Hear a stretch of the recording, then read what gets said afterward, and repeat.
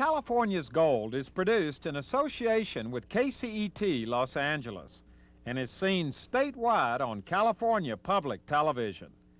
This series is endorsed by the California Teachers Association, the California School Boards Association, and the California Library Association.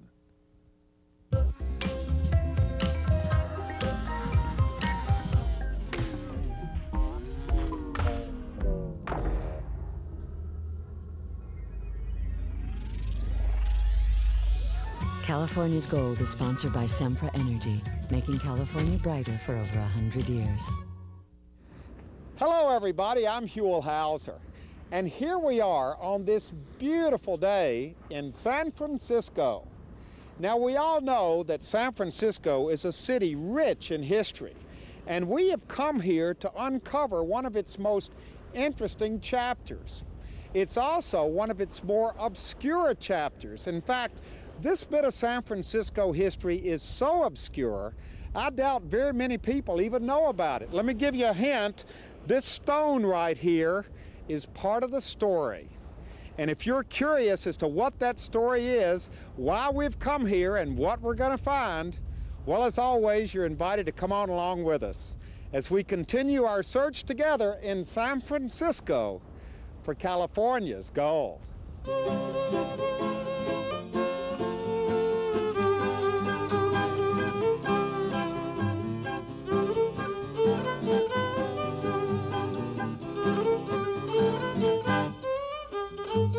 Well, here we are on this blustery morning here in San Francisco, and a beautiful morning it is.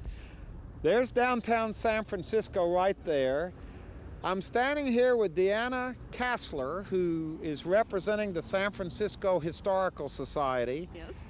You know why we're here. We're here to do a story about the cemeteries of San Francisco, and yet you brought us here for our first stop. What is the story? Well, the story is that back in the 1850s, there were indeed 4 large cemeteries in this area and off in this direction. 4 cemeteries that were as much as 30 acres up to about 55 acres, with as many remains as from 30,000 up to 40,000 people. So there would have been a cemetery right here. What was this cemetery called? This is Laurel Hill Cemetery, which was a cemetery of the early pioneers, people like Andrew Halliday, the inventor of the cable car, and James Fair were buried in this particular cemetery. Now, why isn't this cemetery, and why aren't the other cemeteries still here? That's a good lead-in question, isn't it? It certainly is. The reason is that San Francisco was moving in this direction, and this was becoming very valuable land, much too valuable for just tombstones. So by 1902, they passed an ordinance that they could not have any more burials. Burial of cremated remains was allowed, but no more burials of bodies. And then by the 1920s, they decided that they had to move at least 2 of the cemeteries out of this area. So the city fathers didn't want the cemeteries here. They stopped the burials completely in 1902, and then they started trying to actually move them out of the city. That's right. Well, the cemeteries had been deteriorating for a number of years to begin with, and were places where people would come, particularly on Halloween, and they were deteriorating and really pretty dangerous places. So they decided it was time to move the cemeteries, and the 2 that were first moved were the Masonic Cemetery and the Oddfellows Cemetery. That was in? That was in the 1920s. And this one was moved? This wasn't moved until a later period, starting around 1939 and completed by 1946. So this cemetery, the Laurel Hill, which was a pioneer cemetery, and then the cemetery off in that distance, which was Calvary, the Catholic cemetery, those were finally moved. They originally weren't moved because we had all the pioneers here, and also the Catholic cemetery was on hallowed ground, so they didn't want to move it. But finally, there was enough pressure that they decided to do that. So this must have been fairly controversial, wasn't it, to move these cemeteries? Exactly. Some of the families were probably upset about it. That's true. But the city really wanted this to happen. That's right. That's right. You stop to think that once you're buried, you think you're going to be there forever and ever, and then because the land becomes so valuable and the politics get involved, they decided to move them. Now, all of the remains, those 40,000 people, were taken where?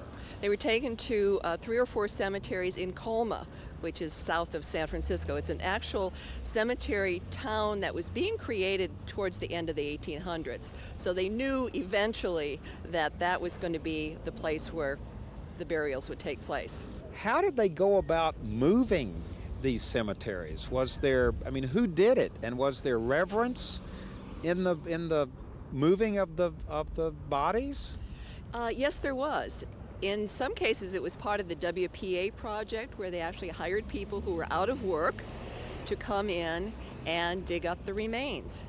And as far as reverence, particularly at the Catholic cemetery, they would erect a screen around each gravesite, go in and determine, what state of preservation the body was in, and put them into redwood boxes of various sizes, and then by hearse they would be taken out to Colma. So they would have another burial, a reburial miles away. That's right. Okay, so everybody was moved, but not quite everybody, because the story here and the adventure that you have invited us to come on with you is that even though the cemeteries were moved from San Francisco, there are still 3 cemeteries left in San Francisco, 3 very historic cemeteries. It'll be interesting if our viewers right now probably are thinking, where are those 3 historic places? They are very historic, aren't they? They certainly are. So our adventure is that we are going to travel around the city and visit all 3 of the cemeteries that remain in San Francisco. And it truly is a search for California's gold, because these are very special places. They are, and I think we're going to enjoy 3 completely different parts of San Francisco history. The 3 cemeteries that remain. And here we are at our first cemetery, our first destination here in the city of San Francisco. And Deanna, I guess we should start off by letting everyone know where we are, and this is kind of the payoff right over here.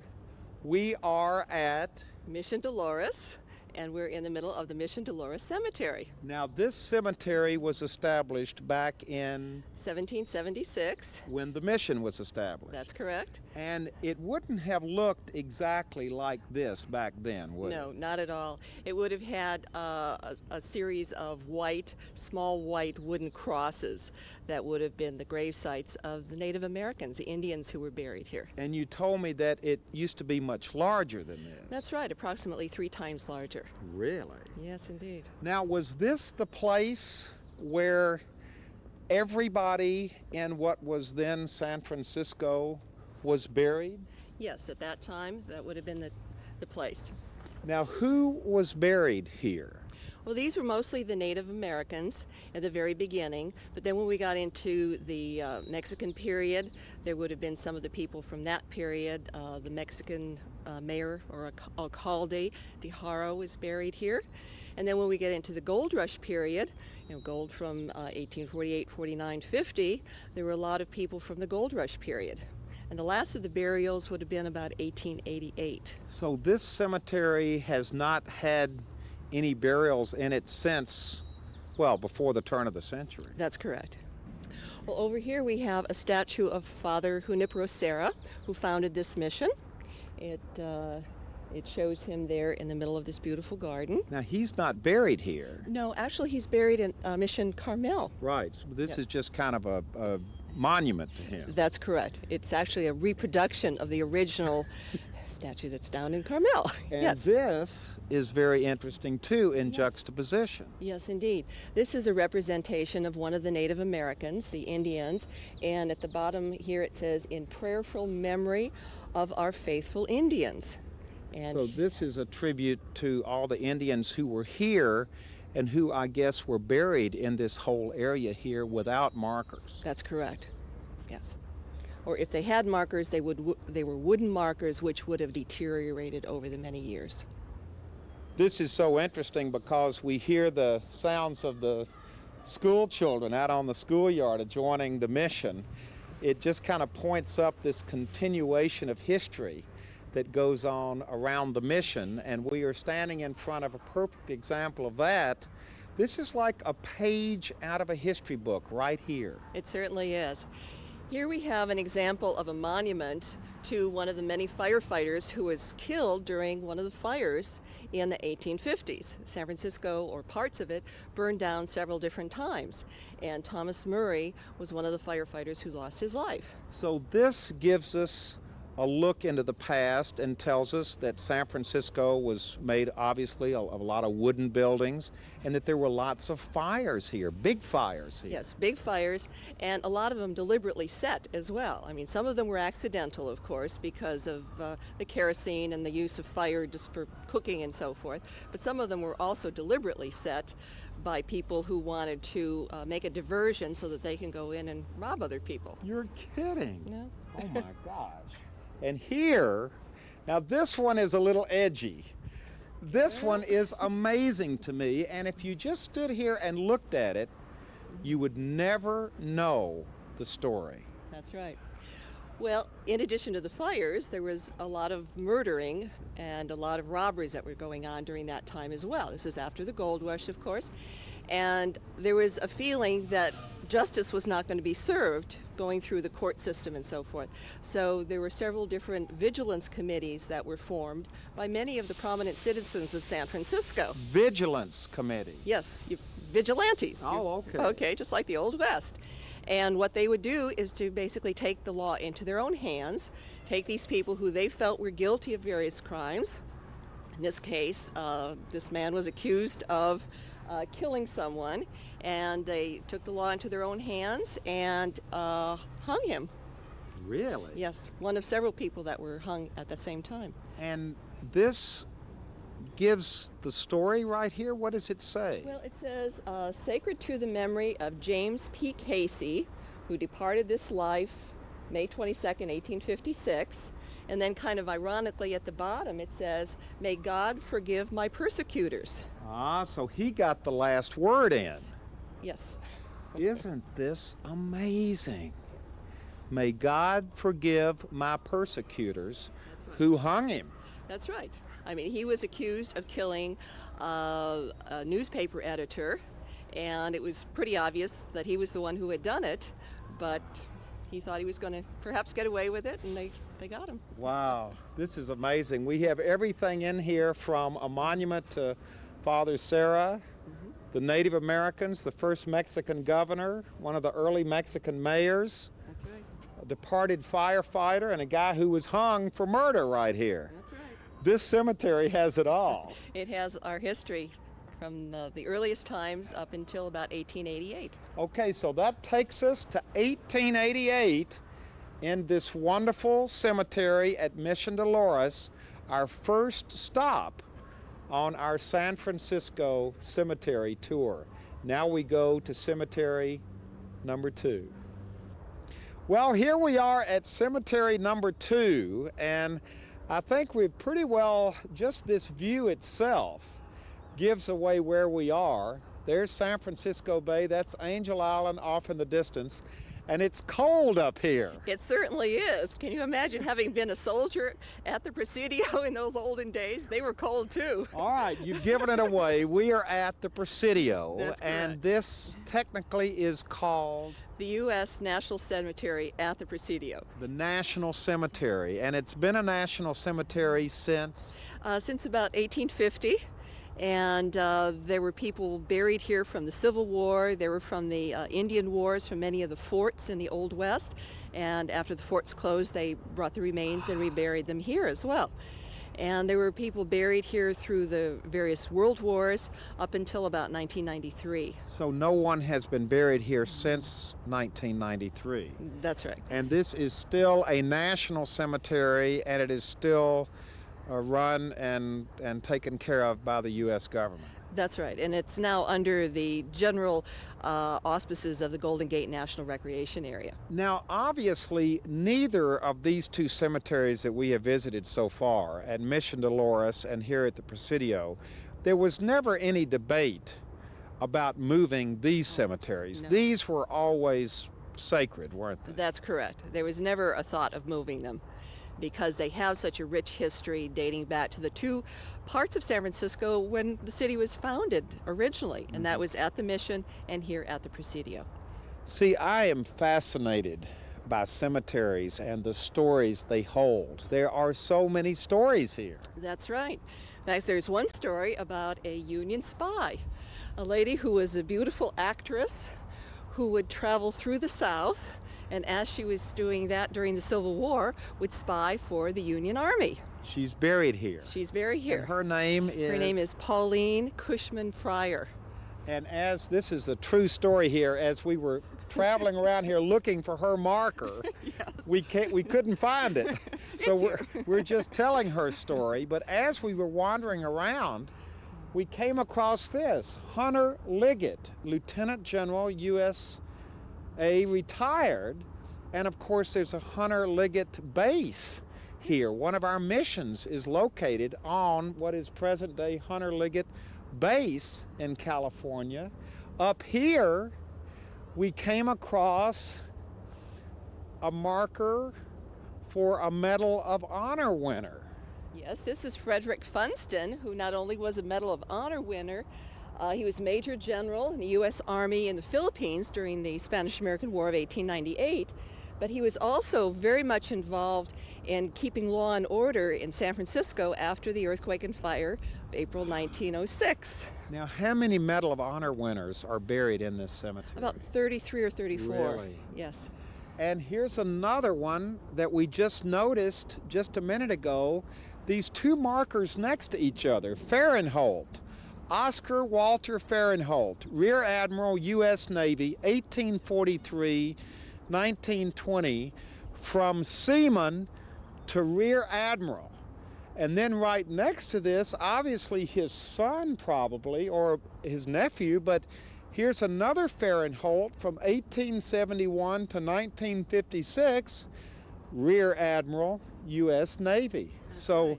in the same family, two Rear Admirals. Exactly. And not only that, their wives are buried with them because this is a cemetery not only for the military but also their families. You know, this truly is amazing because each one of these markers represents a life that was rich and full. It really is the history of California and of our military right here at the Presidio. That's correct. In this beautiful setting. Okay, we're taking a little detour now because we have left the Presidio right back there and we've come out here for what, Deanna, has to be one of the most obscure and I bet little known chapters in the San Francisco cemetery history story. Indeed it is. Here we have some of the tombstones that used to be at the cemeteries. Now, how did they get here? Well, unfortunately, they had to find some way of recycling them. So they cut them up into pieces and brought them to this area along this breakwater to fill in the land. And in the later years, some of them were even used for the wave organ, which we have over here. So, okay, the wave organ is a little park that has been created here right on the side of the bay here. And you can see bits and pieces of tombstones. So what you're telling me is that they moved the bodies, but they didn't take the stones with them when they closed these cemeteries down. Right. That's right. They wanted to turn that land into places for housing, and so they had to get rid of the tombstones. So they just cut them up. That's right. And as beautiful as some of them were, and all these fanciful shapes of Gothic shapes and obelisks and Beautiful pyramids. shape. Yes, absolutely beautiful mausoleums, small mausoleums, but they were basically cut up and turned into what we see here. See, I don't think, I mean, if I were walking down this breakwater, I mean, we're standing here looking at the Golden Gate Bridge, and here is this obscure piece of stone here that who would know what that was if it wasn't pointed out to them? Well, that's true, and I think that's what happens. Most of the time, people look at it and they say, oh, that's the top of a building. And I think also people think that maybe it's from the aftermath of the earthquake and fire of 1906, that they had to clear out the city and that these were the tops of some buildings. But in fact, they were tops of the mausoleums and some of the other tombstones that were at the big four cemeteries.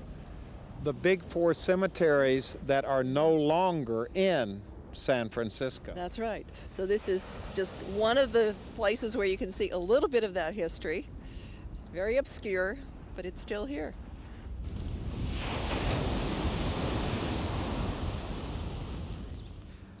Well, we've now come to our third stop on our cemetery tour in San Francisco. We're now in the Richmond district.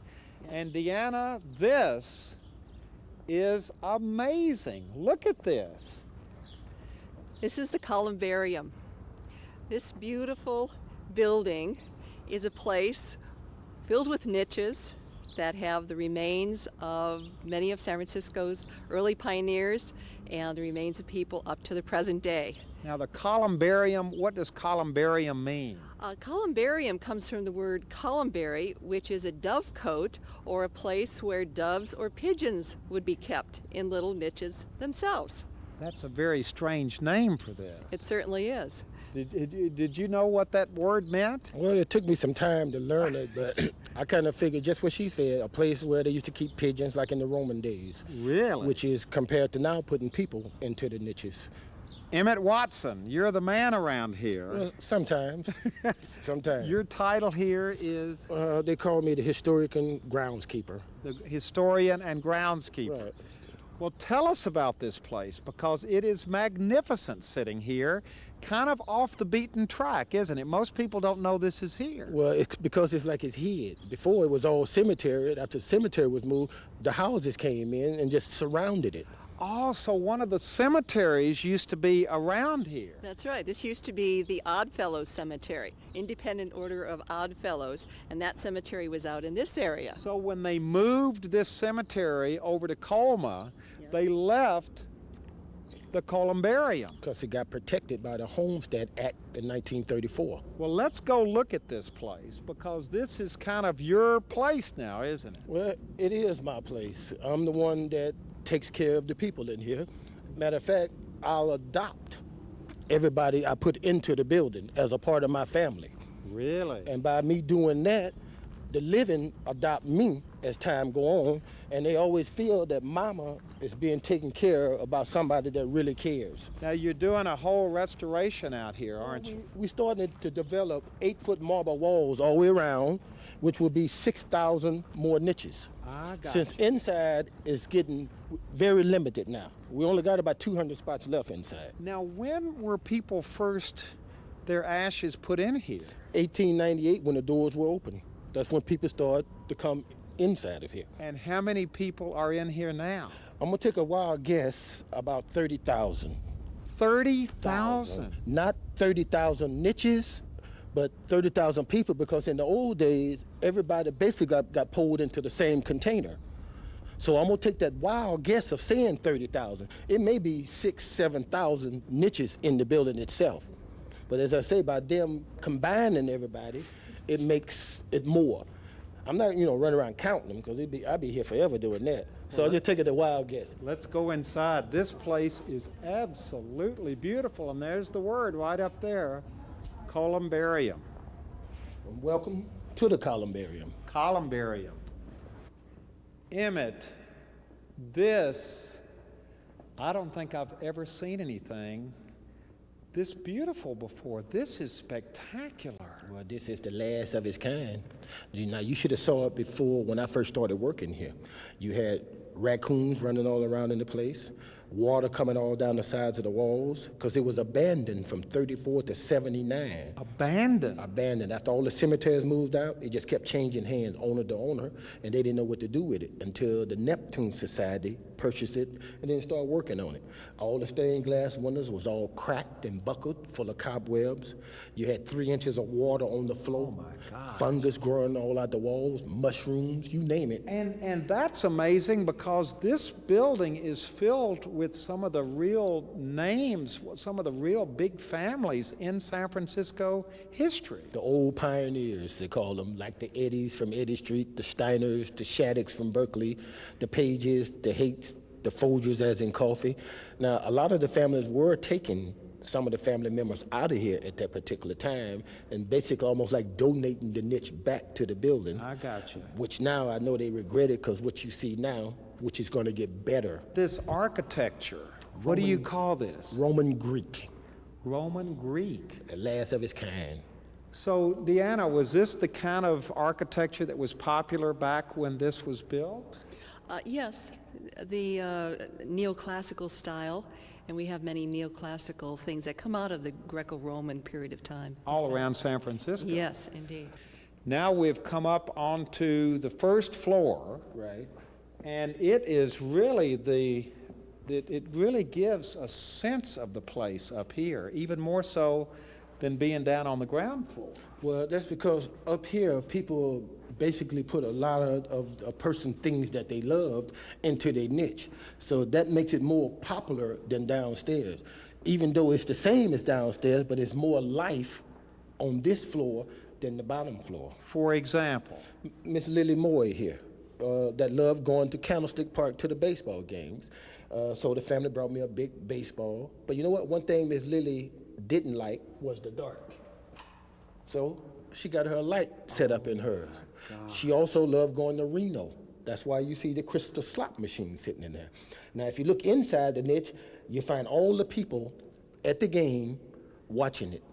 Basically, she loved TV. So everybody in there is a TV star, from Michael Jackson with his one white glove, Bruce Lee with no shirt on, Jimi Hendrix, Santa Claus standing next to the Blue Power Ranger, Elvis Presley standing next to Cutting It from the Addams Family. So you've got these things. Is there any historical precedent for this sort of thing, or is this a new twist on?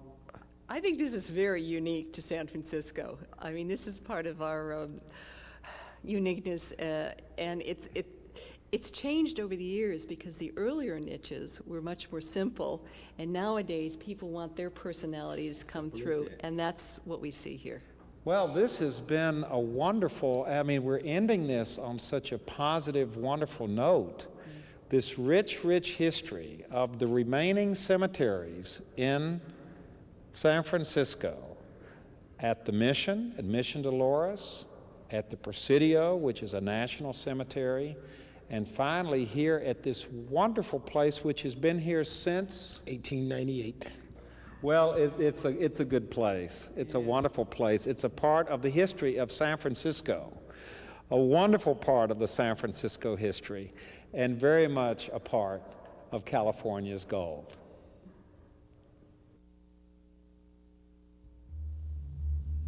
With the knowledge gained from over 100 years of delivering natural gas and electricity to millions of Californians, Sempra Energy provides innovative energy solutions to businesses worldwide. Sempra Energy, making California and the world brighter. Additional funding for California's Gold is provided by the California Community Foundation. Hi, I'm Huell Hauser. And if you enjoyed this particular episode of California's Gold and would like to see it again or share it with family and friends, it's available on video cassette. Just call 1-800-266-5727 and we'll send it to you right away.